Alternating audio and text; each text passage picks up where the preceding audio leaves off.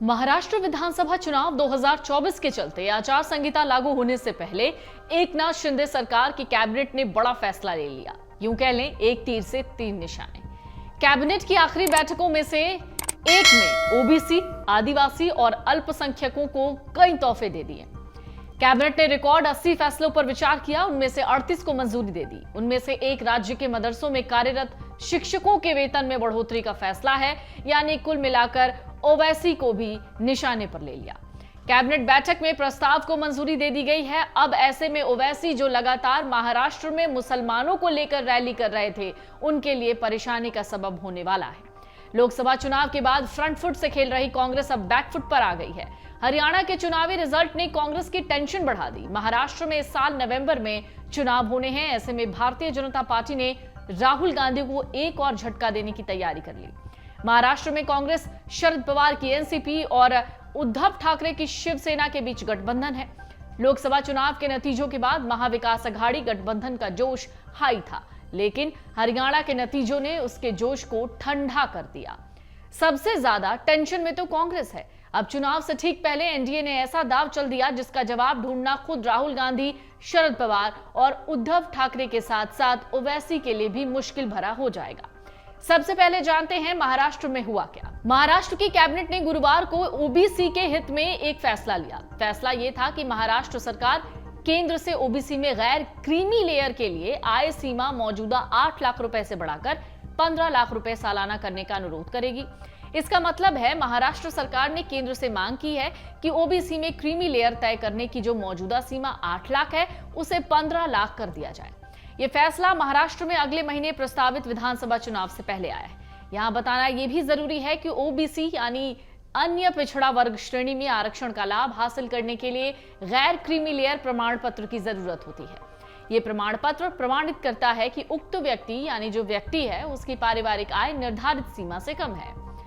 OBC को लुभाने वाला दांव महाराष्ट्र में चला गया है। बीजेपी, एनसीपी, शिवसेना सरकार ने ओबीसी के साथ साथ एससी यानी अनुसूचित जाति के वोटरों को भी लुभाने वाला दांव चला है। एकनाथ शिंदे के नेतृत्व वाली महायुति सरकार ने राज्य अनुसूचित आयोग को संवैधानिक दर्जा देने वाले अध्यादेश पर मुहर लगा दी। इसे अगले विधानमंडल के सत्र में पेश किया जाएगा।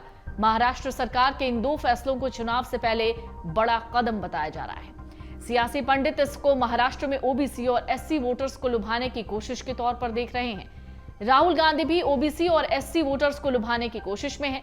वजह है कि वो बार बार जाति जनगणना की बात करते रहे हैं। तो क्या एक ही बार में कई तीर साध दिए गए हैं? दरअसल सरकारी बयान तो यही कहता है।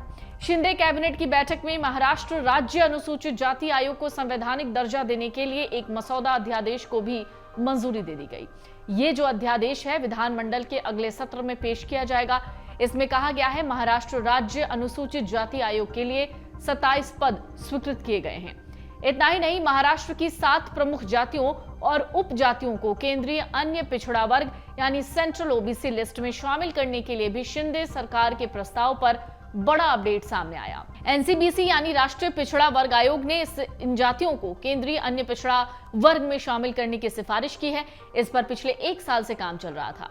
जिन जातियों को केंद्रीय ओबीसी लिस्ट में शामिल करने की सिफारिश की गई है, वो जातियां उप जातियां हैं। सूर्यवंशी गुज्जर, लेवे गुज्जर, लोध, लोधी, लोढ़ा, रेव गुज्जर, रेवे गुज्जर, पवार, कपेवार, भोयर, डांगरी, मुन्नार कप्पू, मुन्नार कपेवार, बुकेकारी, पेंटर रेड्डी, तेलंगा और तेलंगी। महाराष्ट्र सरकार ने पिछले साल ही इसकी सिफारिश की थी। ये जातियां महाराष्ट्र में ओबीसी लिस्ट में शामिल हैं। इन्हें केंद्रीय ओबीसी लिस्ट में शामिल कराने के लिए सरकार ने यह प्रस्ताव भेजा था।